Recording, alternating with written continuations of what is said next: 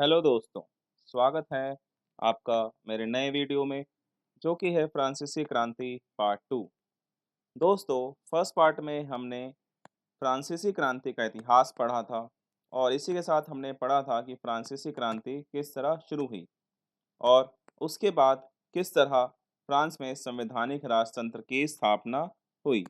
और उसके बाद दोस्तों हमने पढ़ा था कि किस तरह जैकोबिन सरकार द्वारा फ्रांस में गणतंत्र की स्थापना हुई और संवैधानिक राजतंत्र का भी अंत हो गया और राजा को गिलोटीन पर चढ़ाकर किस तरह उसका सर कलम कर दिया गया। तो चलिए दोस्तों, अब हम बढ़ते हैं अपनी इस नई वीडियो की तरफ जिसमें हम कहानी को आगे बढ़ाते हैं और समझते हैं संवैधानिक राजतंत्र के अंत के बाद क्या हुआ। आतंक का राज, रेन ऑफ टेरर। 1793 से 1794 तक के समय को आतंक का युग कहा जाता है। दोस्तों, जैसा हम जानते हैं कि रोबेस्पियर ने, जो कि जैकोबिनों का नेता था और जिसने गणतंत्र की स्थापना में अहम भूमिका निभाई थी, गणतंत्र की स्थापना के बाद फ्रांस का प्रमुख बन गया था। मैक्सिमिलियन रोबेस्पियर ने गणतंत्र को सुरक्षित रखने के लिए नियंत्रण और दंड की नीति अपनाई। रोबेस्पियर उन सभी को गणतंत्र का शत्रु मानता था जो गणतंत्र का समर्थन नहीं करते थे और कहीं न कहीं राजतंत्र का समर्थन करते थे। रोबेस्पियर के अनुसार निम्नलिखित लोग गणतंत्र के शत्रु थे: एक, कुलीन एवं पादरी; दो, अन्य राजनीतिक दलों के सदस्य; तीन, उसकी खुद की पार्टी के सदस्य जो उसकी कार्यशैली से असहमत थे। रोबेस्पियर ने इन सभी को जेल में डाल दिया और एक क्रांतिकारी न्यायालय द्वारा उन पर मुकदमा चलाया गया और दोषी होने पर गिलोटीन पर चढ़ाकर उनका सर कलम कर दिया जाता था। इस प्रकार 1793 से 1794 के समय को आतंक का राज कहा गया। भले ही यहाँ पे गणतांत्रिक व्यवस्था चल रही थी, लेकिन रोबेस्पियर ने एक ऐसे व्यक्ति का रूप धारण कर लिया था जो कि राजतंत्र के समर्थकों के लिए काल बन चुका था। यहाँ तक कि रोबेस्पियर हर उस व्यक्ति को गिलोटीन पर चढ़ाकर सर कलम कर देता था जो कि उसके समर्थन में नहीं बोलता था।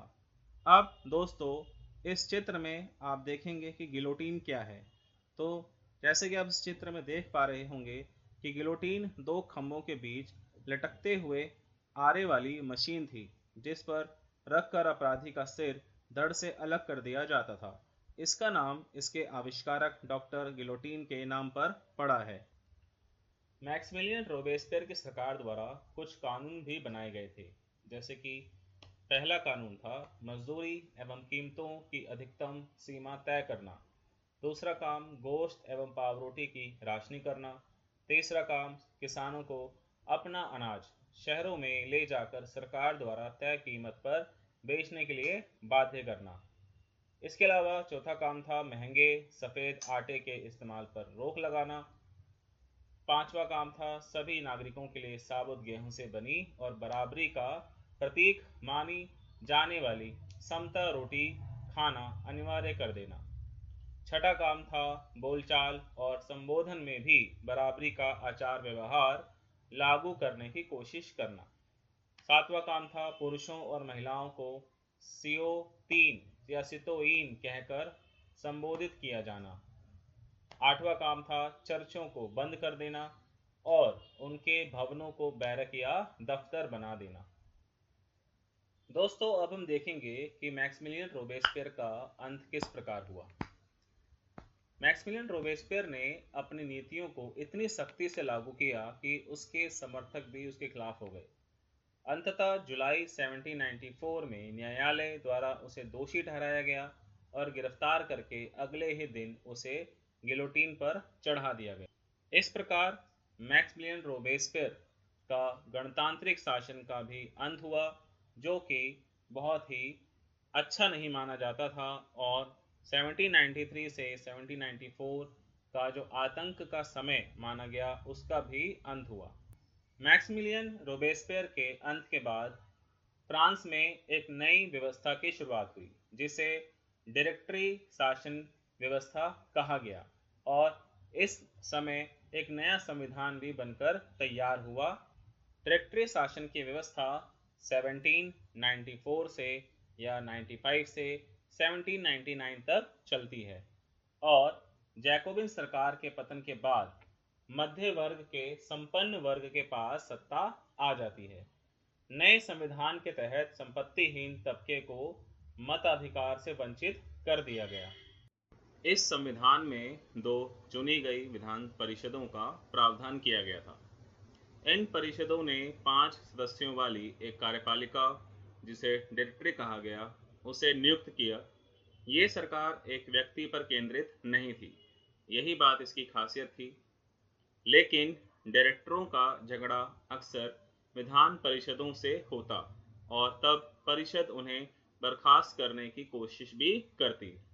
डायरेक्टरी की राजनीतिक अस्थिरता ने सैनिक तानाशाह नेपोलियन बोनापार्ट के उदय का मार्ग तैयार किया।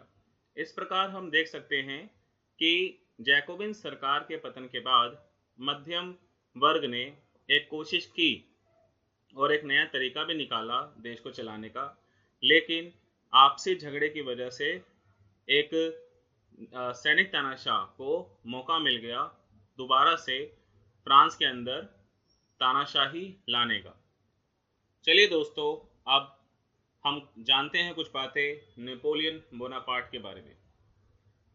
1799 में डायरेक्टरी शासन का अंत हो गया और नेपोलियन, जो कि सेना का अध्यक्ष था, उसने सारी सत्ता को अपने हाथ में ले लिया और 1804 में नेपोलियन ने खुद को फ्रांस का सम्राट घोषित कर दिया और फ्रांस में इस तरह फिर से राजतंत्र स्थापित हो गया और 1815 तक नेपोलियन ने फ्रांस पर राज किया।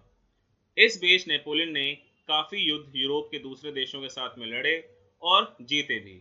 इसलिए यूरोप के कई देशों के राजा नेपोलियन से नाराज थे, नफरत करते थे और चाहते थे कि किसी भी तरह नेपोलियन को हरा करके फिर से फ्रांस में राजतंत्र की स्थापना की जाए, जिसको उन्हीं परिवारों को सौंप दिया जाए जो कि फ्रांस में पहले से राज करते आ रहे थे और अपनी भी सुरक्षा कर सकें। इसलिए उन राजाओं ने मिलकर 1815 में 1815 में वाटरलू के युद्ध में नेपोलियन को हरा दिया। हालांकि दोस्तों, नेपोलियन ने कुछ अच्छे काम भी किए थे, जिनमें से एक काम था लोगों को निजी संपत्ति का अधिकार देना। इसके अलावा नेपोलियन ने पूरे फ्रांस में नापतोल की एक समान व्यवस्था बनाई और भी कई सुधार उसने किए। लेकिन 1815 के वाटरलू के युद्ध में हार की वजह से उसकी सत्ता चली गई और उसे एक आइलैंड पर, एक द्वीप पर कैद करके रखा गया और 1821 में नेपोलियन की डेथ हो गई। उसके बाद जैसे हम जानते हैं 1815 में वाटरलू के युद्ध में नेपोलियन की हार हो गई थी, तो फ्रांस में फिर से बूर्बो राजवंश का ही शासन स्थापित हो गया और वो शासन 1848 तक चलता रहा। इस प्रकार हम देख सकते हैं दोस्तों कि फ्रांस में राजतंत्र 1848 तक चला और उसके बाद फ्रांस में दोबारा से गणतंत्र स्थापित हुआ, डेमोक्रेसी स्टार्ट हुई और 1848 के बाद आज तक फ्रांस एक लोकतांत्रिक देश बना हुआ है। साथियों, अब हम बढ़ते हैं अपने नेक्स्ट टॉपिक की तरफ, जो कि है फ्रांसीसी क्रांति में महिलाओं की भूमिका और उनके अधिकार। फ्रांसीसी क्रांति में महिलाओं ने भी अहम भूमिका निभाई थी। फ्रांसीसी समाज में शुरू से ही महिलाओं ने परिवर्तन लाने वाली हर गतिविधि में हिस्सा लिया था। उन्हें उम्मीद थी कि उनके जीवन में भी सुधार आएगा। महिलाएं घर के सारे कामों के साथ साथ बाहर के भी काम करती थी, लेकिन ना तो संवैधानिक राजतंत्र की सरकार में और ना ही जैकोबिन सरकार और ना ही डायरेक्टरी की सरकार में महिलाओं को वो अधिकार मिले जो उन्हें मिलने थे। इसी वजह से महिलाओं ने अपने हितों की हिमायत करने और उन पर चर्चा करने के लिए खुद के राजनीतिक क्लब शुरू किए और अखबार निकाले। इन क्लबों में से the society of revolutionary and Republican women सबसे मशहूर क्लब था। इन महिला क्लबों की कुछ मांगे थी जिसको पूरा करवाने के लिए इन्होंने बहुत संघर्ष किया। तो चलिए दोस्तों, देखते हैं कि क्रांतिकारी जैकोबिन सरकार के द्वारा महिलाओं के लिए कौन कौन से कार्य किए गए। पहला कार्य था सभी लड़कियों के लिए स्कूली शिक्षा को अनिवार्य करना। दूसरा कार्य था शादी के लिए लड़कियों के पिता अब लड़कियों को बाध्य नहीं कर सकते, ये अधिकार लड़कियों को दिया गया था। तीसरा, शादी का पंजीकरण किया जाने लगा। चौथा काम जो जैकोबिन सरकार ने किया वो ये था कि तलाक को कानूनी रूप दे दिया गया और दोनों को यानी पुरुष और महिला दोनों को ही तलाक का हक दिया गया। पांचवा कार्य जो उन्होंने किया वो ये था कि महिलाएं व्यवसायिक प्रशिक्षण ले सकती थी, वह कलाकार बन सकती थी और छोटे मोटे व्यवसाय भी कर सकती थी। इस प्रकार दोस्तों हमने देखा कि भले ही महिलाओं को बहुत सारे अधिकारों से वंचित रखा गया था, जिसके लिए महिलाएं लगातार संघर्ष कर रही थी, लेकिन कुछ काम जैकोबिन सरकार ने महिलाओं के लिए किए थे। लेकिन दोस्तों अभी भी महिलाओं को एक लंबा सफर तय करना था, जिससे वो अपने बाकी के अधिकारों को प्राप्त कर सकें। और इसीलिए महिला क्लबों द्वारा कुछ मांगे की गई ताकि महिलाओं को बाकी के अधिकार भी मिल सके। इन अधिकारों के लिए जो मांग की गई थी, उन मांगों में कुछ बातें इस प्रकार हैं। पहली मांग महिलाओं की ये थी कि महिलाओं को मताधिकार दिया जाए। जैसा कि दोस्तों हम सभी जानते हैं कि फ्रांस में चाहे वो जैकोबिन सरकार हो, चाहे वो संवैधानिक राजतंत्र की सरकार हो या फिर डायरेक्टरी की सरकार हो, उनमें से किसी ने भी महिलाओं को पुरुषों के बराबर नहीं समझा और पुरुषों के बराबर उन्हें मताधिकार नहीं दिया गया। इसलिए महिलाओं ने अपने राजनीतिक अधिकार को पाने के लिए एक मांग करी कि उन्हें भी मताधिकार दिया जाए। दूसरी मांग उनकी थी कि उन्हें भी असेंबली में जाने का हक दिया जाए, असेंबली में चुने जाने का हक दिया जाए और राजनीतिक पदों पर उन्हें भी बैठने का हक मिले। तीसरी मांग उनकी थी कि पुरुषों के समान ही उन्हें भी वेतन दिया जाए, यानी जो काम पुरुष कर रहे हैं अगर वही काम महिला करे तो उसे भी उतना ही वेतन मिलना चाहिए जितना पुरुष को मिल रहा है। चौथी मांग उनकी थी कि आतंक का राज, जो उस समय हम जानते हैं कि जैकोबिन सरकार के समय में जो 1793 से 1794 के समय में जो आतंक का राज चल रहा था, रेन ऑफ टेरर चल रहा था, उस समय जो महिलाओं के क्लबों को बंद कर दिया गया था, उन्हें फिर से शुरू करने की इजाज़त दी जाए, शुरू करने की परमिशन दी जाए। इतने लंबे संघर्ष के बाद आखिरकार महिलाओं को फ्रांस में मताधिकार मिल गया। और दोस्तों ये मताधिकार 1946 में महिलाओं को दिया गया। तो हमने देखा कि इतने लंबे समय के बाद महिलाओं को वहाँ पर मताधिकार मिला। लेकिन अगर हम भारत की बात देखें दोस्तों, तो भारत एक ऐसा देश है जिसने आज़ादी के तुरंत बाद पहले ही आम चुनाव में, पहले ही इलेक्शन में पुरुष और महिला दोनों को ही मताधिकार प्रदान किया था। और जो जिन्हें हम पश्चिम के देश कहते हैं और जिन्हें हम इतने आधुनिक देश कहते हैं, जिनके समाज को हम इतना आधुनिक कहते हैं, उन आधुनिक समाज वाले देशों ने भी अपने यहाँ पे महिलाओं को इतने लंबे समय के बाद मताधिकार और राजनीतिक अधिकार प्रदान किए। तो साथियों अब हम बढ़ चुके हैं अपने इस अध्याय, इस चैप्टर के अंतिम टॉपिक की तरफ, जो कि है दास प्रथा और उसका उन्मूलन। दास प्रथा यूरोप में लंबे समय से ही चलती आ रही थी। जैसा कि आपने शब्द सुना दास प्रथा, यानी कि लोगों को जबरदस्ती दास बनाकर उनसे काम करवाना। तो दोस्तों फ्रांस में दास प्रथा लंबे समय से ही चलती आ रही थी। दास व्यापार 17वीं शताब्दी में शुरू हुआ था फ्रांस में, और यूरोपीय और अमेरिकी लोगों को खेतों और बागानों में काम करने के लिए दासों की बहुत अधिक ज़रूरत पड़ती थी, क्योंकि यूरोपीय लोग ज़्यादा मेहनती नहीं होते थे। और क्योंकि हम जानते हैं यूरोप और अमेरिका में काफ़ी गर्मी भी होती थी, तो उनको गर्मी में काम करने की आदत नहीं थी, इसलिए उन्हें अफ्रीकी लोग जो कि गर्मी में अच्छे से काम कर सकते थे, ऐसे दासों की ज़रूरत थी। इसलिए यूरोप, अफ्रीका और अमेरिका के बीच त्रिकोणीय दास व्यापार शुरू हुआ। दास व्यापार के लिए बोर्दे और नान्ते जैसे अफ्रीकी बंदरगाह काफ़ी प्रसिद्ध थे, यानी यहाँ से बड़ी संख्या में दासों को अमेरिका और यूरोप भेजा जाता था। परंतु क्रांतिकारी जैकोबिन सरकार ने दास प्रथा को समाप्त करके एक महत्वपूर्ण सामाजिक सुधार करने की कोशिश।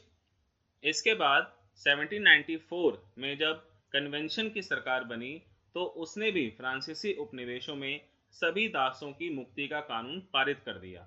यानी जो जो उपनिवेश फ्रांस के नियंत्रण में थे उन उपनिवेशों में भी दासों को मुक्त कर दिया गया। लेकिन 10 वर्ष के बाद नेपोलियन ने दास प्रथा फिर से शुरू कर दी। फ्रांसीसी उपनिवेशों से अंतिम रूप से दास प्रथा का अंत 1848 के बाद ही हो पाया।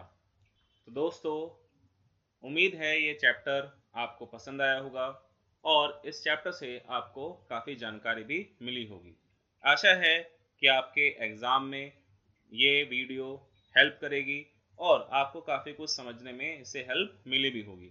तो दोस्तों, अगर कुछ भी आपको इस वीडियो से फ़ायदा हुआ हो या ऐसी और भी वीडियोस एसएसटी की जो आप चाहते हैं कि आपको मिलती रहें, तो इसके लिए इस चैनल को लाइक करें, सब्सक्राइब करें और शेयर करें।